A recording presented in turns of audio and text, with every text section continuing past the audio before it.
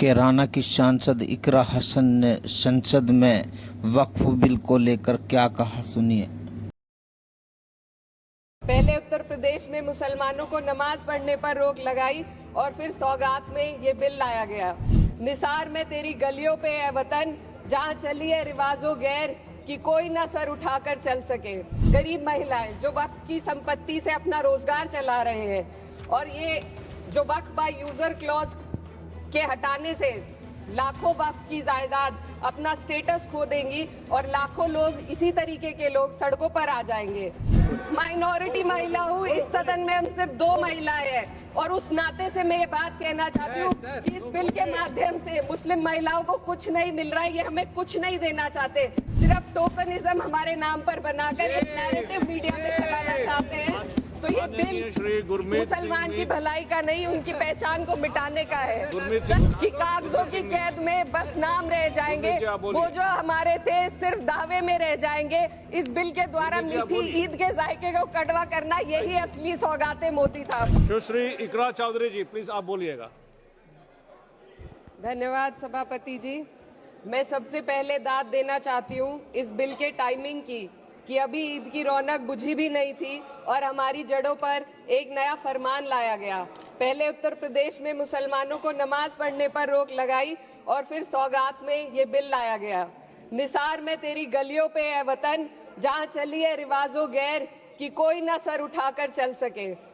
मैं सभापति जी आपको ये बताना चाहती हूँ कि ईद के मौके पर एक विधवा महिला अपनी लड़की के साथ मेरे पास आई और उसने बताया कि वह एक वक्फ की प्रॉपर्टी में रहती है, वही उसके सर पर छत का काम भी करती है और उसकी रोजी रोटी भी वहीं से आती है।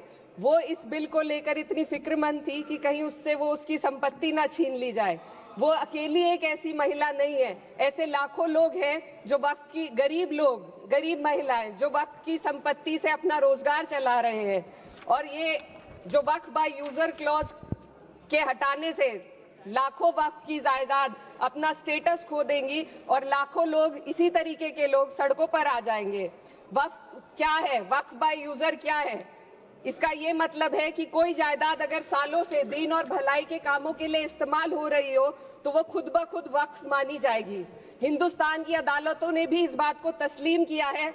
वक्फ बाय यूजर सिर्फ वक्फ बोर्ड को ही मिली कोई खास सौगात नहीं है, ये बल्कि सभी अन्य धार्मिक ट्रस्टों को परंपरा और यूज के आधार पर बिना किसी डॉक्यूमेंटेशन के धार्मिक चरित्र को डिक्लेयर करने का राइट मिला हुआ है।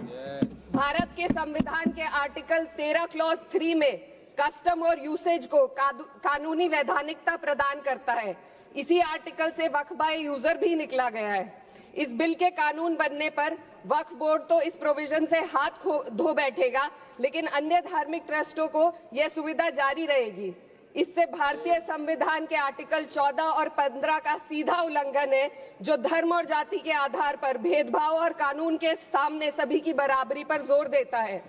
मैं इसके साथ ये भी कहना चाहती हूँ कि सत्ता के लोग जो एक दूसरे की पीठ थपथपा रहे हैं कि वक्फ बाय यूजर का जो अमेंडमेंट इन्होंने दिया उसको एक्सेप्ट कर लिया गया है, लेकिन इनकी शरारत यह है कि उसके साथ ही एक ऐसा प्रोवाइजो इसमें शामिल किया गया जिसके आधार पर यह कहा गया है कि अगर कोई भी वक्फ की संपत्ति विवादित हो तो वो अपना वक्फ स्टेटस खो देगी। तो जो अमेंडमेंट इन्होंने दिया है, जिसको एक्सेप्ट कर लिया गया है, उसका कोई मतलब नहीं है। ये इनकी नीयत है जो साफ जाहिर हो रही है।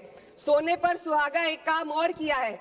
सरकार ने वक्फ की कानून के सेक्शन 107 को हटाकर लिमिटेशन एक्ट में 12 साल तक ही किसी के खिलाफ अदालत में जाने का प्रोविजन है। सेक्शन 107 में बोर्ड को लिमिटेशन एक्ट से राहत मिली हुई थी। वक्फ बोर्ड कभी भी अवैध कब्जाधारियों के खिलाफ अदालत जा सकता था। अगर ये सेक्शन ना हो तो अवैध कब्जा करने वाले लोग कानूनी प्रक्रिया का फायदा उठाकर वक्फ की प्रॉपर्टी को हड़प सकते हैं। अन्य धार्मिक ट्रस्टों पर भी ये लिमिटेशन एक्ट लागू नहीं होती, तो फिर वक्फ बोर्ड के साथ ये सौतेला रवैया क्यों किया जा रहा है? धर्म को देखकर दोहरी नीति क्यों अपनाई जा रही है? सेक्शन 107 और वक्फ बाय यूजर को अगर एक साथ पढ़ा जाए तो इससे लाखों वक्फ की प्रॉपर्टी पर कब्जा किया जाएगा। इसलिए ये बिल मुसलमान की भलाई का नहीं, बल्कि उनके वजूद और विरासत को मिटाने का बिल है। हिंदुस्तान में बहुत सारे धार्मिक ट्रस्ट हैं जिसमें उस खास मजहब के लोग शामिल होते हैं और उसका इंतजाम करते हैं। और ये बात समझ में आने वाली भी है, क्योंकि जो व्यक्ति अपने मजहब के रीति रिवाज को जितना अच्छे से समझ सकता है, किसी अन्य मजहब का व्यक्ति नहीं समझ सकता। आर्टिकल 26 क्लॉज 2 के तहत धार्मिक संप्रदाय को अपने मजहबी इदारों के एडमिनिस्ट्रेशन का हक देता है, लेकिन वक्फ बोर्ड के बारे में इसको उल्टा किया जा। Sir 2 minute sir please 2 minutes. सरकार इसे एक सेक्युलर बॉडी मान रही है और इसमें गैर मुस्लिमों को शामिल करने की बात कह रही है। आपके मुंह से सेक्युलरिज्म की बात सुनकर अच्छा लगा, लेकिन अगले ही पल ये भ्रम टूट जाता है, क्योंकि आपको सिर्फ दान देने के लिए प्रैक्टिसिंग मुस्लिम का आपने क्लॉज डाला है, लेकिन बोर्ड में बैठने के लिए मुस्लिम होने की कोई आपकी क्लॉज नहीं है। तो इससे आपकी जो दोहरी नीति है वो साफ जाहिर होती है। ये वही सरकार है जिसने राम जन्मभूमि ट्रस्ट में ये लिख दिया कि जिला अधिकारी भी अगर होगा तो हिंदू होना चाहिए। कोई मुझे बताए कि वहां पर सेक्युलरिज्म का रस क्यों नहीं घोला गया। सर आखिर में मैं अपनी बात को खत्म करने से पहले महिलाओं का मुद्दा बार बार उठाया जा रहा है। सरकार का कहना है कि बोर्ड में मुस्लिम महिलाओं को रिप्रेजेंटेशन देंगे। इस कानून से पहले भी मुस्लिम महिलाएं बोर्ड में मेंबर रह चुकी हैं और मिनिमम 2 का प्रोविजन था, उससे ज्यादा भी हो सकती थी। सर मैं ये कहना चाहती हूँ कि सरकार ने महिलाओं के लिए ऐसा कौन सा नया काम किया जिसका ढिंडोरा सरकार का हर सदस्य पीट रहा है। इस बात की तायीद अगर आपकी तरफ से कोई मुस्लिम महिला करती तो हम उसका यकीन भी करते, लेकिन अफसोस आपकी इतनी लंबी कतार में एक भी मुस्लिम महिला नजर नहीं आती है। सर मैं खुद एक मुस्लिम महिला हूँ, मैं सिर्फ एक